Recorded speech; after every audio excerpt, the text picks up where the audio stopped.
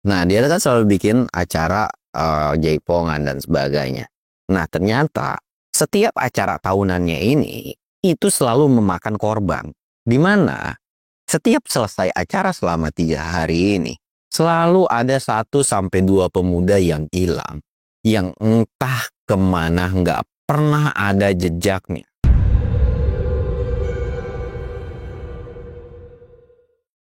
Assalamualaikum warahmatullahi wabarakatuh. Balik lagi di channel Samsul Mister Horror. Dongeng horor gua kali ini, gue bakal nyeritain tentang pesugihan juragan kaya nih. Dan buat kalian yang penasaran dengan ceritanya, kalian wajib tonton video ini sampai habis dan jangan lupa like, comment, subscribe, dan share video gua ke banyak orang. Jangan lupa juga nyalain lonceng notifikasinya biar kalian gak ketinggalan video terbaru tentang gua. Dan buat kalian yang mau ikutan open trip, kalian bisa kunjungi Instagram gua di bawah sini. Dan buat kalian yang mau lihat video vlog gue juga, kalian bisa lihat di bawah sini. Dan gak usah banyak basa-basi lagi, kita mulai ke segmen donor. Dongeng horor dimulai.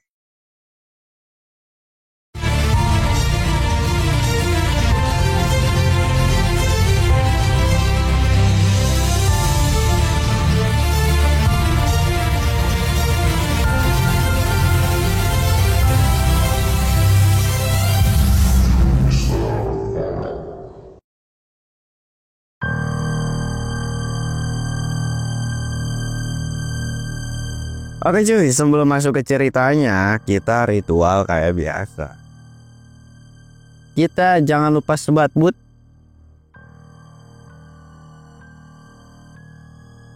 Jangan lupa ngopi. Ini gue lagi minum susu jahe.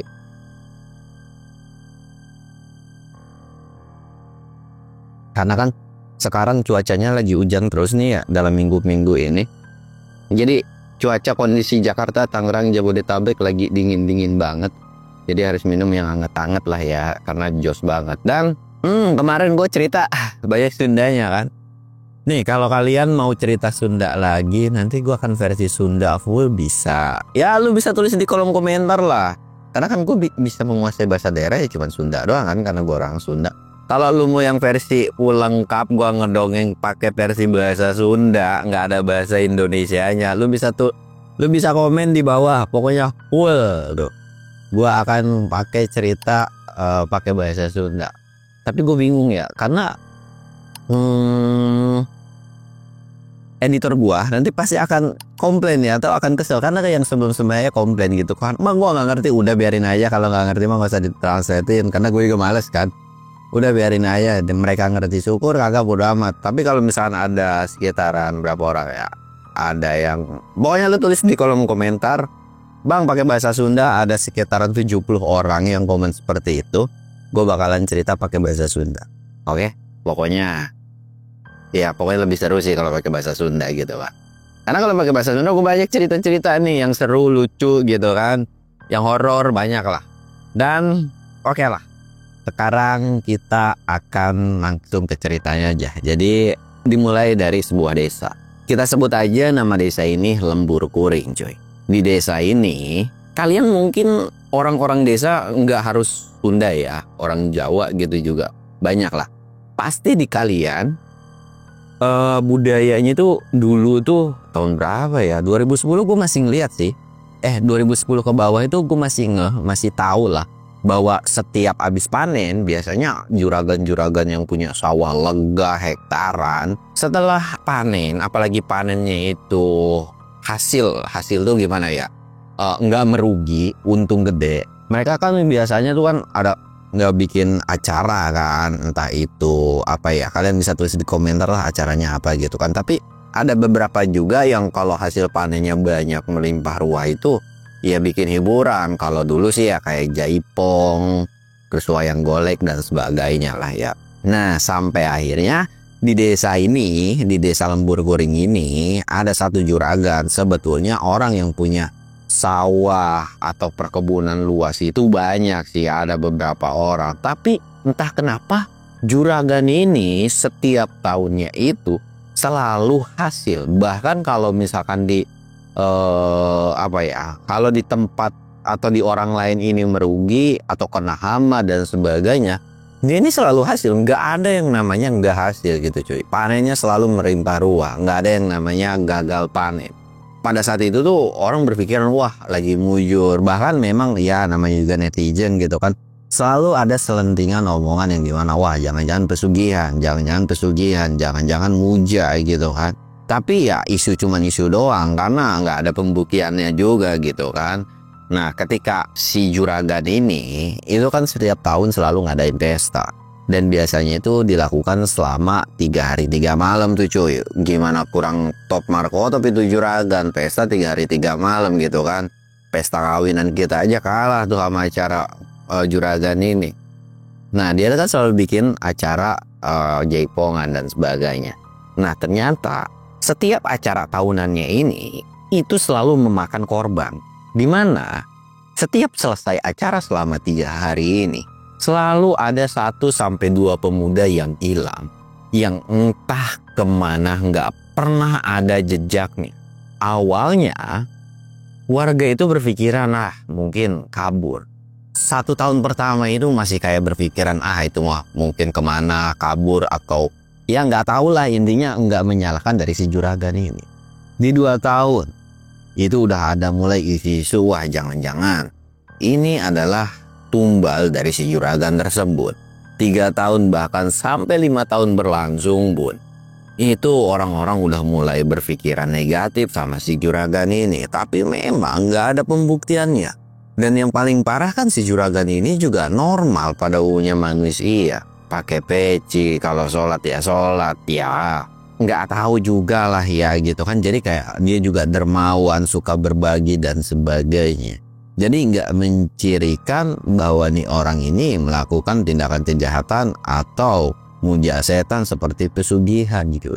Nah di tahun ke-6 ini dia kan mau mengadakan lagi. Sebetulnya di tahun ketiga itu udah banyak warga yang ngelarang anak-anaknya, terutama para orang tua ngelarang anak-anaknya untuk melihat acara tersebut.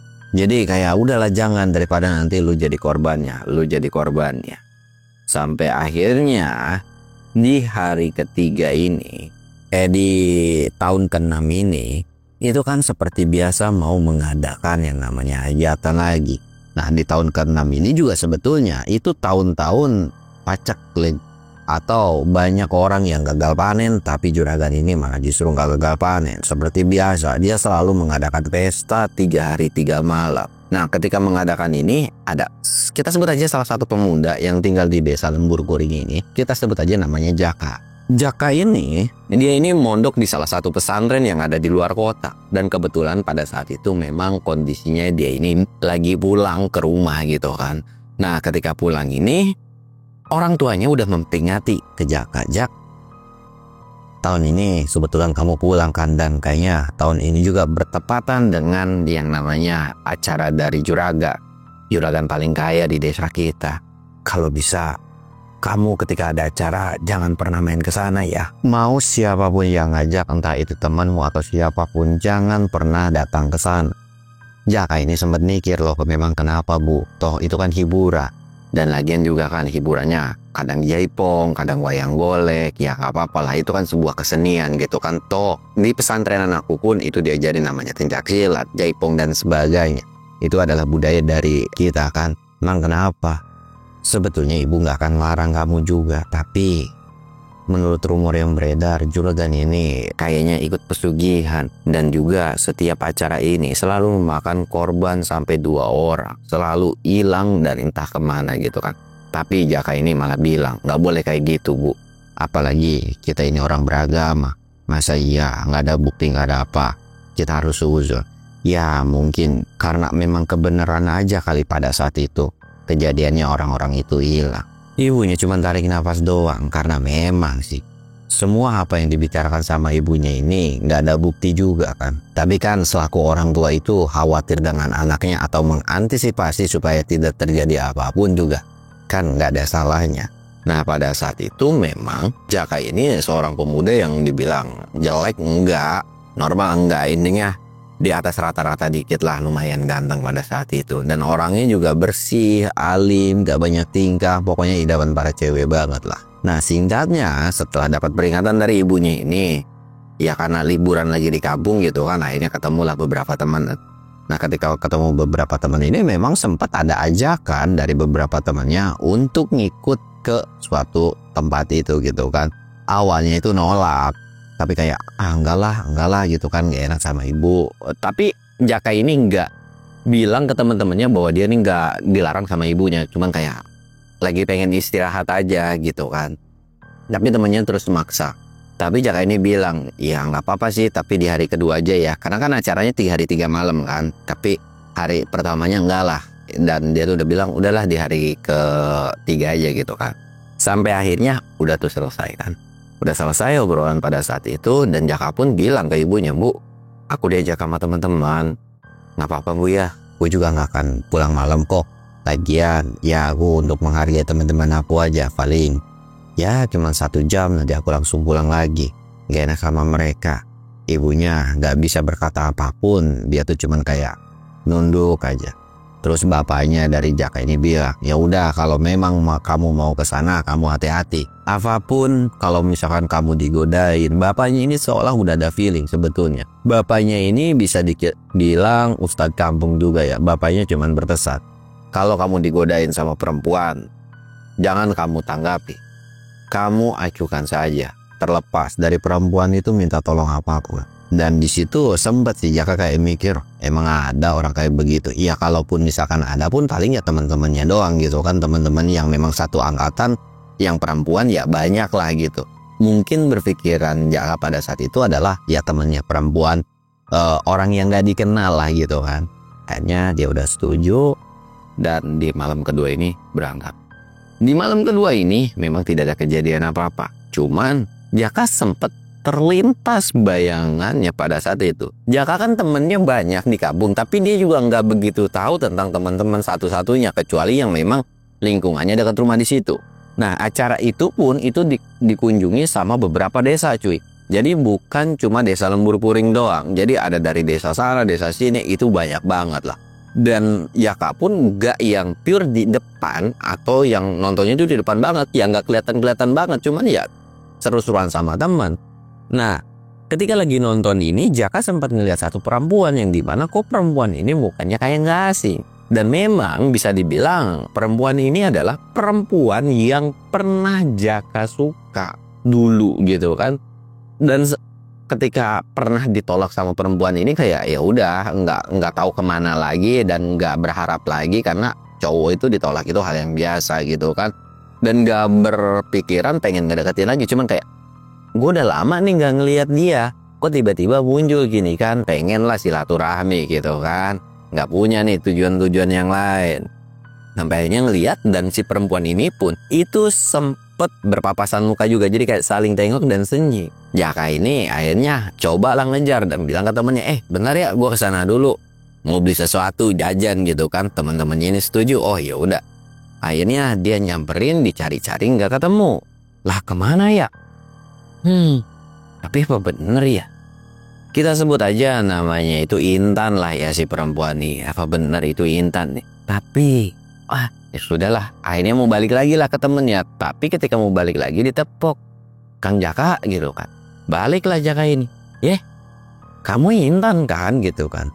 Terus Intan ini senyum gitu. Akhirnya mereka ngobrol-ngobrol lah dan sempat salaman. Ketika salaman memang ada sebuah keanehan. Tangan perempuan ini nggak dingin, melainkan kasar banget cuy. Kayak udah kulit lah gitu kan. Tapi ya kan ini kayak tipikal pekerja keras gini kan. Biarpun mukanya glowing tapi tangannya kasar. Wah berarti top markotop nih perempuan. Dan memang dulu Jaka sempat suka sama si perempuan ini pun nggak salah gitu. Sampainya mereka ini ngobrol panjang lebar dan mau pulang lah. Terus ditanya lagi sama si Intan ini, kamu besok kesini lagi gak?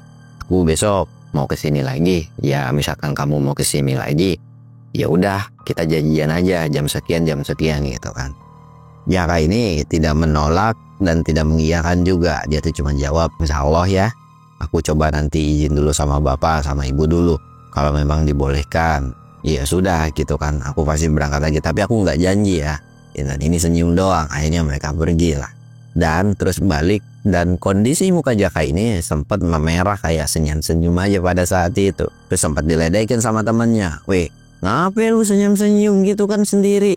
Jangan-jangan abis ngeliat cewek cakep nih, nggak bilang-bilang lu ya deket cewek cakep. Apaan sih? Enggak nih, gue cuman beli jajanan doang.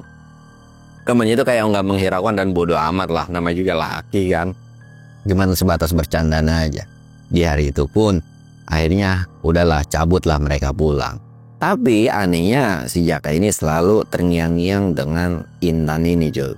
Pulang ada sebuah keanehan, dimana Jaka ini ketika pulang itu senyum-senyum sendiri. Bapaknya ini sempat kayak udah mulai ngerasa curiga tapi nggak mau negur anaknya, melainkan biarin aja lah. Cuman diperhatiin sama bapaknya. Ibunya pun nggak berani ngomong apapun karena memang seolah bapaknya ini mengisyaratkan untuk tidak melakukan hal apapun. Kita cukup perhatikan aja. Terus keesokan harinya Jaka pun bilang lagi lah, "Pak, nanti malam aku mau kesana lagi ya, soalnya aku habis ketemu teman lama."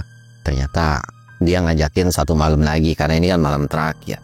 Ibunya itu udah nolak, tapi bapaknya bilang, "Silakan. Tapi jangan kelewatan batas. Dan ingat, jangan pernah lupa zikir dan sholawat. Dan apabila kamu mulai terdesak, jangan lupa baca surat yang kamu hafal, terutama ayat kursi." Jaka sempat ngerasa heran pada saat itu. Loh, kenapa? Emang ada apa sih? Bapaknya nggak ngomong apapun, seolah kayak nggak mau menceritakan apapun. Akhirnya pergi kan Jaka ini kan. Terus ibunya tuh kayak nanya, "Loh, bapak kenapa ngizinin dia pergi? Bukannya udah ada sesuatu hal yang aneh?" Bapaknya ini cuma senyum, "Nggak apa-apa. Hitung-hitung jadi pengalaman si anak ini juga. Tapi bukan berarti aku selaku orang tua tidak akan mengawasi anakku. Apalagi memang Jaka ini sudah ditandai dan diincar untuk jadi sebuah tumbal. Dan rumor yang beredar itu ternyata benar dan sekarang menimpa anak kita." Ibunya sempat panik, tapi bapaknya itu menenangkan ibunya. Di mana kayaknya kita harus ikut campur juga dengan urusan anak kita. Gimana kita harus ngegagalin satu tumbal ini, atau di tahun ini nggak boleh ada yang namanya tumbal lagi.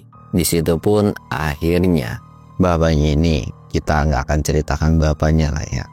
Nanti juga akan ketemu sendiri dan kita akan nyeritain ke si Jaka. Jaka ini udah mulai malam pergilah. Dan kali ini Jaka ini nggak ngajak teman-temannya cuy, melainkan dia ini pergi sendiri karena udah sesuai yang dijanjikan pada saat sebelumnya gitu kan.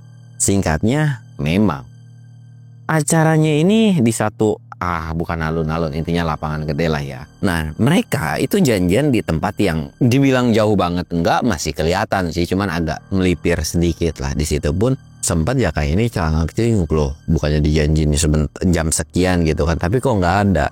Dia tuh udah ngerasa udah nungguin sekitaran 5-10 menit dan ngerasa nggak ada, mungkin nggak jadi kali ya. Baru mau bangun dari tempat duduknya dan mau pergi, tiba-tiba ada yang manggil, "Kang Jaka, Kang Jaka." Jaka ini langsung nengok, "Kamu Intan." Dan di situ Jaka ini benar-benar terhipnotis dengan yang namanya, kok bisa-bisanya perempuan ini makin lama makin cantik aja. Nah, ketika udah mulai cantik gitu kan, mereka ngobrol-ngobrol, mulailah ada sebuah musik. Jaraknya itu sebenarnya jauh. Jaraknya itu maksudnya kedengeran, tapi nggak yang kenceng banget, tapi seolah di situ tuh suaranya kok jadi kencengnya tuh benar-benar jelas. Dan penampilan dari Intan ini benar-benar memukau dan pakaian tradisional banget lah. Di situ pun Intan bilang, "Aku tuh sebenarnya pengen joget kayak nari gitu kan, cuman kalau ke tengah kan sesak. Kita nari jaipongan di sini aja yuk," gitu kan. Jaka ini sempat nolak kan, "Aku nggak bisa. Nggak enak lah lagi ngapain juga." Dan di situ dengan sendirinya Intan ini nari dengan liak-liuknya, dengan gemulainya. Dan di situ pun Jaka ini seolah udah terbuai, dia pun nari berduaan aja tanpa ada satu orang pun yang lihat. Dan tanpa terasa waktu pun sudah menunjukkan malam, bahkan Jaka tanpa sadar bahwa orang yang berpesta itu udah bubaran semua cuy. Dan anehnya Jaka bener-bener gak sadar dengan bubarnya orang-orang tersebut. Dan masa iya sih mereka nari segitu lamanya gak ada yang negor atau gak ada yang bilang, atau ya mungkin mereka karena sungkan atau gimana kan. Di situ pun Jaka bilang, "Loh, kok udah sepi aja ya?" Iya, kita nggak kerasa. Kita ya pulang. Terus Jaka ini sempat nanya, "Terus kamu pulang sama siapa?" "Aku pulang sendiri." Awalnya Intan ini mau pulang nih, tapi memang itu adalah tujuannya, dimana seolah udah bisa ngebaca pikiran dari si Jaka. Emang kamu berani pulang sendirian? Ya berani nggak berani sih, tapi mau gimana lagi kan? Aku juga mau minta tolong sama kamu nggak enak. Nah disinilah Jaka ini kepancing, dimana Jaka ini menawarkan diri untuk nganterin si perempuan tersebut. Jaka kan nggak pernah berpikiran bahwa larangannya ini kan untuk orang yang nggak dikenal mungkin, tapi untuk orang yang dikenal ya silakan aja. Sedangkan Jaka ini kan seorang santri yang nggak takut yang namanya setan gitu. Ya elah, jalan di malam cuma takut sama orang doang atau sama begal gitu kan. Dan apalagi cewek jalan sendirian ngerasa khawatir dan was-was aja. Akhirnya Jaka ini menawarkan, Intan pun kayak malu-malu dan dia pun mengiyakan ngangguk. Di awal perjalanan ini pun akhirnya Intan ini sempat megang tangan dari si Jaka ini. Nggak ada penolakan juga karena ya suka mah gimana cuy. Jadi kayak udah dapet momennya itu pas gitu kan. Akhirnya jalan terus. Tapi di situ Jaka ini masih belum berpikiran apa-apa. Walaupun tahu pegangan tangan dari Intan ini tuh memang agak anyep pada saat itu. Nah mulai keluar dari sebuah desa lembur kuring ini, Jaka ini sempat nanya kan. Loh emang rumah kamu di sini ya? Iya. Aku udah pindah. Cuman sebatas gitu doang. Oh gitu, emang di mana? Udah kamu ikut aja. Nggak lama kok dari sini. Terus jalan dan seolah kayak dibawa ke pertengahan hutan. Nah ketika dibawa ke pertengahan hutan ini, jadi kayak Jaka ini benar-benar dibutain sama jalur lah. Ketemulah sama satu rumah. Dan situ pun, oh itu rumah kamu? Ya itu rumah aku. Nah Jaka ini nganterin di depan rumahnya. Dan dia ini mau berpamitan untuk pulang. Tapi Intan ini nggak ngasih cuy. Kok kamu udah pulang sih? Udah kamu mampir dulu. Jaka ini ngerasa gak enak kan, apalagi udah larut malam. Dia tuh kayak nolak. Gak lah, aku langsung pulang aja gak enak. Udah gak apa-apa, lagian di rumahku sepi loh. Nah di situ Jaka udah kayak, wah udah gak beres nih, akhirnya pulang lah. Lah kalau kita mah kan, kalau gua nih, ayo mampir dulu, berangkat masuk cuy gitu kan. Lah ini untung orangnya bener gitu, udah nolak. Tapi ya namanya laki kan dipaksa-paksa, akhirnya kayak Intan ini merajuk lah gitu kan, kayak kesel. Jadi kayak, oh kamu gak mau mampir ya? Ya cewek gimana sih kalau udah kesel kan. Akhirnya Jaka mau nggak mau tuh.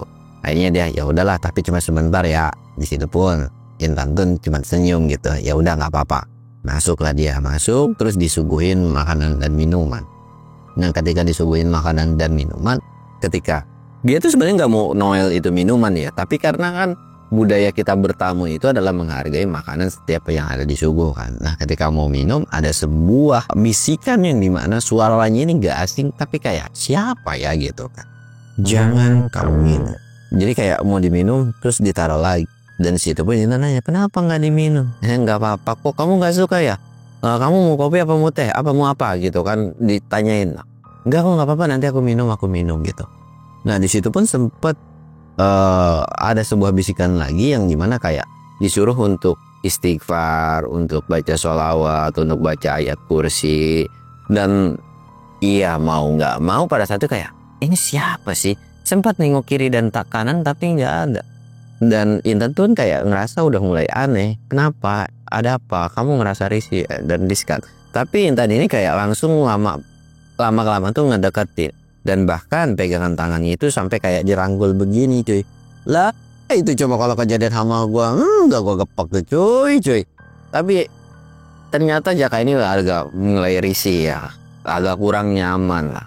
Tapi Intan ini terus ngegoda cuy. Terus ngegoda, bahkan tangannya itu udah ngegerayang kiri kanan, udah ke bawah kemana.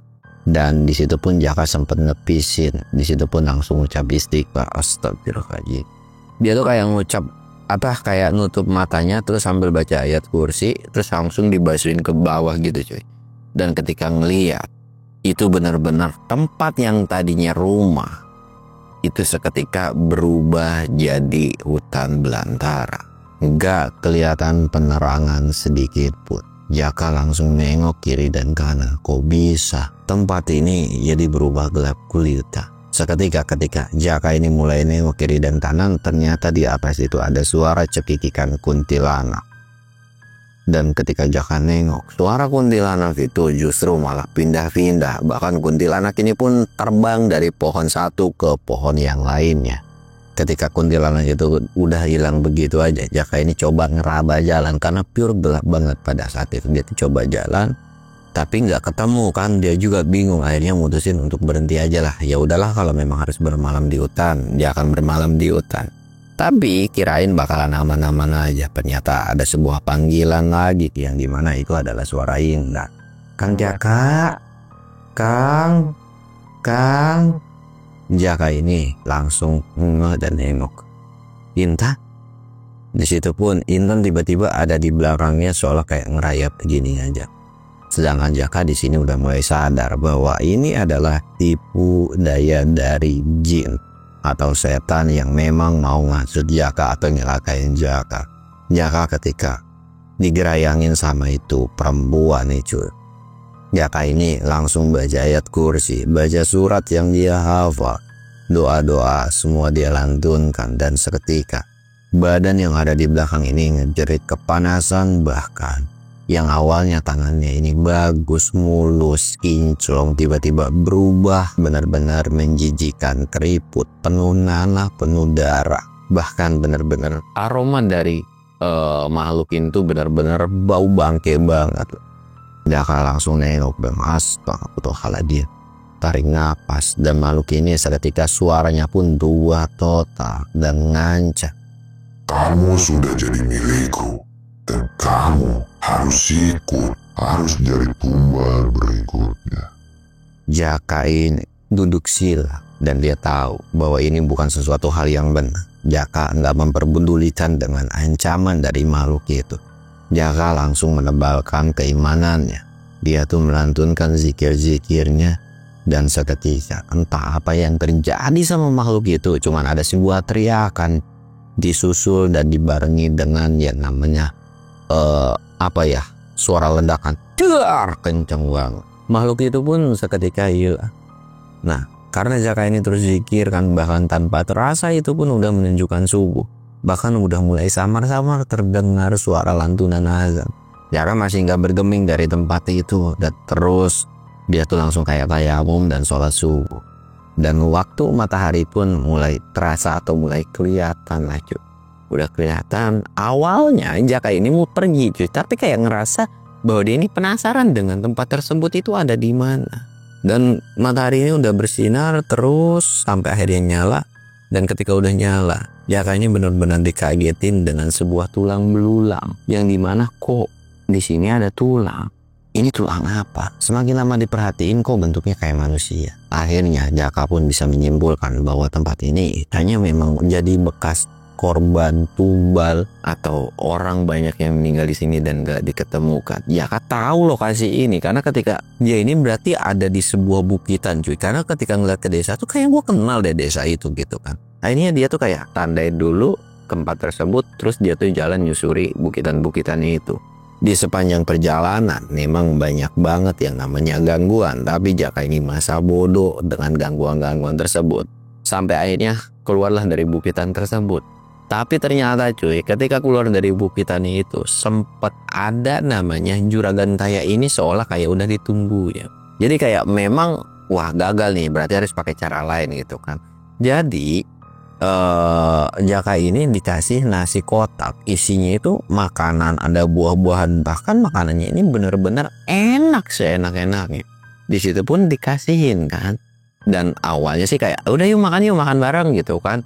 Tapi Jaka ini nolak karena dia kan udah nggak pulang semalaman nih, takut orang tuanya khawatir gitu kan. Ini dia mau pulang dan makanan itu kan dibungkusin karena ini dibawa pulang. Juragan ini kayak ngerasa kesel sih tatapan mukanya tuh, tapi dia pulang lah. Ketika pulang orang tuanya ternyata benar, dia tuh udah khawatir dan udah ngerasa ketakutan apa yang terjadi sama Jaka ini. Jaka ini langsung naruh makanan, bilang ke bapaknya dengan kejadian semalam. Bapaknya cuma manggut-manggut doang dan bapaknya nyari informasi di mana lokasi tersebut. Bapaknya ini nunjuk ke sana. Terus bapaknya sempat bilang, "Kak, itu makanan dari siapa?" "Dari juragan, Pak." Astagfirullahaladzim. Di situ pun bapaknya ini cuy langsung kayak ngebacain makanan itu. Terus seketika makanan itu berubah jadi busuk, bahkan dagingnya itu. Jadi kan di situ disiapin kayak nasi kotak lah ya. ada daging ayam mungkin gitu kan. Tapi ini berubah jadi benar-benar makanan yang gak layak sama sekali. Bahkan di nasi itu pun seolah kayak bangkainya ini udah ditaburi sama bunga 7 rupa cuy. Dan itu tuh seolah kayak udah jadi tanda lagi kan. Astagfirullahaladzim, ternyata rumor menurut orang itu benar bahwa juragan ini benar-benar pakai pesugihan untuk kamu gak jadi korban. Cepet buang dan kubur makanan ini, jangan sampai kelihatan sama antek-anteknya juragan. Di situ pun nurutlah Jaka ini ya. Terus ketika udah lagi nguburin, ibunya dibilang, terus gimana pak, anak kita udah ditandai? Nggak apa-apa, insya Allah anak kita akan selamat. Nanti kita bertiga malam-malam harus full ngaji selama 1 malam, dan insya Allah nggak akan terjadi apa-apa sama anak kita. Singkatnya, malam berikutnya itu Jaka ini udah di briefing sama kedua orang tuanya untuk gak boleh berhenti atau putus-putus ngaji selama 1 malam. Yang dimana Jaka juga kan tahu apa yang dia perbuat ini udah beresiko fatal banget. Dan ya nurut-nurut aja lah. Ternyata benar, ketika malam mulai ngaji, rumah Jaka ini seketika itu panas banget, keringatan ngucur di mana-mana. Bahkan ibunya Jaka ini udah ngerasa nggak betah, tapi bapaknya ini udah bilang, udah bu, tahan. Bahkan ada sebuah serangan yang dimana ketiga orang ini tuh badannya gatal-gatal, tapi bapaknya masih terus bertahan dan terus bertahan. Ya, godaan apapun, rumahnya udah dioyak-oyagin, udah kayak gempa, masih bertahan. Puncaknya itu ketika malam udah di tengah malam nih cuy. Bapak ini pamitan ke anaknya sama ke istrinya. Kalian berdua tunggu di sini, biar ada masalah yang harus bapak selesai. Bapaknya ini keluar, anak dan istrinya nggak ngomong sepatah kata pun, karena yakin dan percaya bahwa bapaknya tidak akan kenapa-napa. Bapaknya ini keluar. Jaka itu sadar banget pada saat itu bahwa ada sebuah teriakan, tapi teriakan itu bukan dari suara bapaknya, melainkan gema teriakan seolah ada sebuah perkelahian atau pertempuran di luar, yang dimana itu bukan manusia antar manusia, melainkan manusia dan bangsa aja. Dan gak lama dari teriakan-teriakan erangan kesakitan itu pun, bapaknya ini masuk lagi lah dan ngucap alhamdulillah. Dan disitu pun nyuruh untuk yang lainnya meneruskan pengajian lagi. Dan suasana di situ jadi kembali normal, nggak panas, justru makin lama makin sejuk. Dan hawanya pun jauh berbeda daripada sebelumnya. Nah, ketika malam pengajian ini ada sebuah kejadian aneh di mana gudang bagian dari hasil panen juragan ini ternyata kebakar ludes-ludesnya.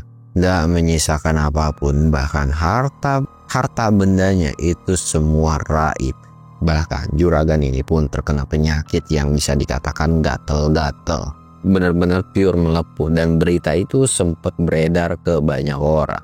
Sedangkan Jaka ini alhamdulillah selamat nih cuy ya. Jadi keesokan harinya Jaka ini baru mendapat berita bahwa pas kejadian malam, pokoknya itu gudangnya kebakar. Terus ketika pagi ngelihat juragan ini ternyata melepuh. Bahkan semua aset hartanya itu hilang dan raib. Dan gara-gara penyakit ini juga dia ini ditinggalin istrinya, bahkan dibuang sama anaknya, bahkan gak ada satu orang pun yang mau ngebantu. Dan di situ pun Jaka nggak terlalu mengikuti, bahkan orang tuanya pun nggak terlalu mengikuti. Jadi nggak mengikuti itu kemana gitu kan. Jadi intinya menurut rumor yang beredar, juragan ini tuh pergi ninggalin desa tersebut, entah kemana. Karena emang udah nggak ada satu warga pun yang mau nerima. Awalnya sih memang coba berobat ke sono ke sini, tapi ya memang nggak bisa disembuhin cuy, mau gimana lagi gitu kan. Akhirnya dia pergi dan nggak ada kabar, entah meninggal, entah masih hidup atau gimana pun. Pada saat itu warga pun udah ngerasa kayak bodoh amat dan nggak peduli juga gitu kan. Karena warga ini udah seolah berasumsi bahwa ya ini adalah tindakan apa yang kalian lakukan, dan udah berasumsi juga wah bener nih. Jadi kayak kejadian ini tuh kebetulan yang bener-bener kebetulan gitu. Jadi udah bisa nebak gitu kan. Akhirnya masa bodoh dan bapaknya ini cuman bilang aja, kamu itu nyari ilmu masih panjang. Banyak hal yang harus kamu pelajari, banyak hal yang harus kamu ketahui. Tapi alhamdulillah Ini sebagai pelajaran untuk kamu agar kedepannya lebih berhati-hati dan tidak terhasut dengan yang namanya hal-hal duniawi lah ya. Ya kita mah semampunya aja, dikasih rezeki kecil ya alhamdulillah.